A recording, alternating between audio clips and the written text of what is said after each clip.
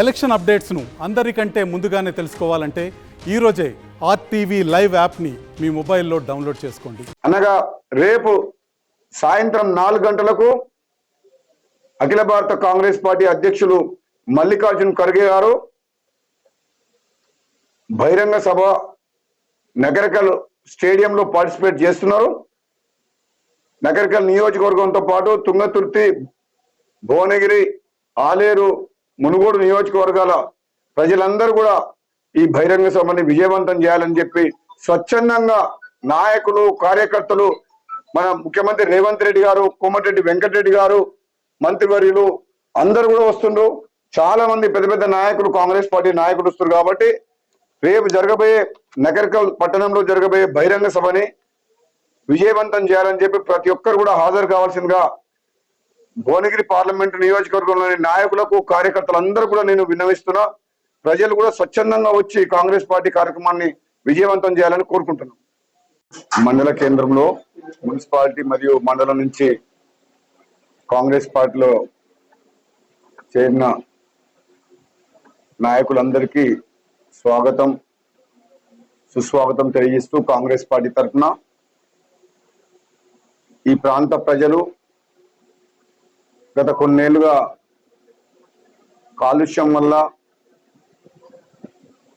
ఉద్యోగాలు లేక, రైతులు కూడా సాగునీరు లేక భువనగిరి పార్లమెంట్ పరిధిలో చాలా మంది ప్రజలు ఎన్నో రకాల సమస్యలతో బాధపడుతున్నారు.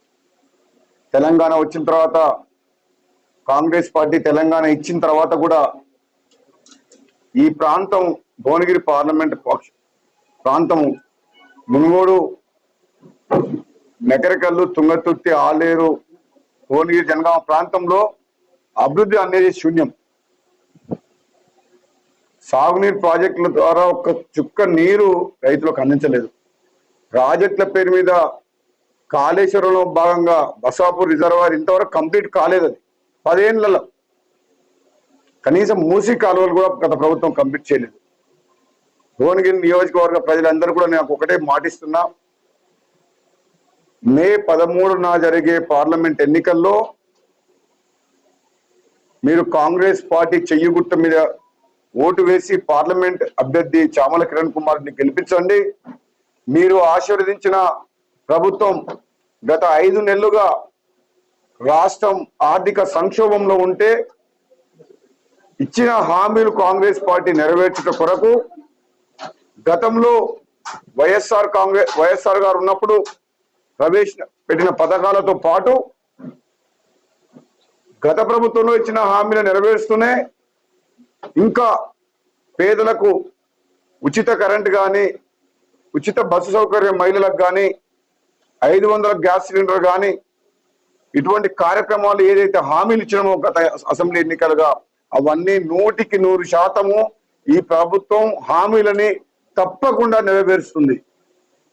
మీ అందరి ఆశీర్వాదంతో భువనగిరి పార్లమెంట్ నియోజకవర్గ ఇన్ఛార్జిగా నాపై కాంగ్రెస్ పార్టీ అధిష్టానం పార్లమెంట్ అభ్యర్థిని గెలిపించమని గతంలో మాజీ పార్లమెంట్ సభ్యునిగా నాకున్న పరిచయాలని, నేను చేసిన సేవల్ని దృష్టిలో పెట్టుకున్న ఇన్ఛార్జిగా అధిష్టానం నా మీద నమ్మకంతో పెట్టడం జరిగింది.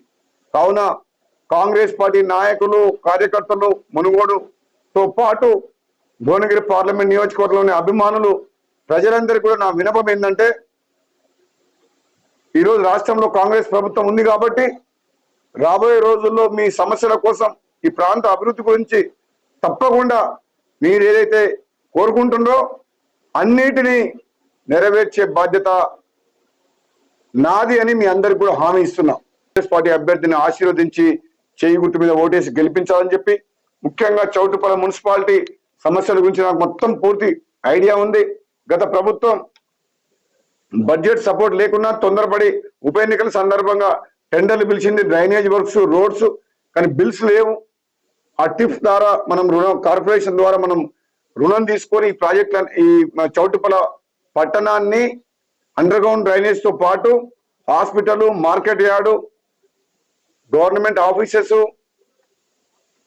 కోర్టు సముదాయము, వెజిటేబుల్ మార్కెట్ అన్ని రకాలుగా అభివృద్ధి చేసే బాధ్యత. నమస్తే అండి, ఇది వ్యాపారం గురించి కాదు, ఓటు గురించి. ఎన్నికల్లో ఓటు వేయడం మన హక్కు మాత్రమే కాదు, కర్తవ్యం. ఎంతో మంది మహా నేతలు శ్రమించి ప్రాణత్యాగం చేసి ఈ అవకాశాన్ని మనకిప్పించారు. అందరూ ఓటు వేద్దాం, ఎందుకంటే ఓటు హక్కు ఊరికే రాదు. నా ఓటు ఎవరికో తెలుసా?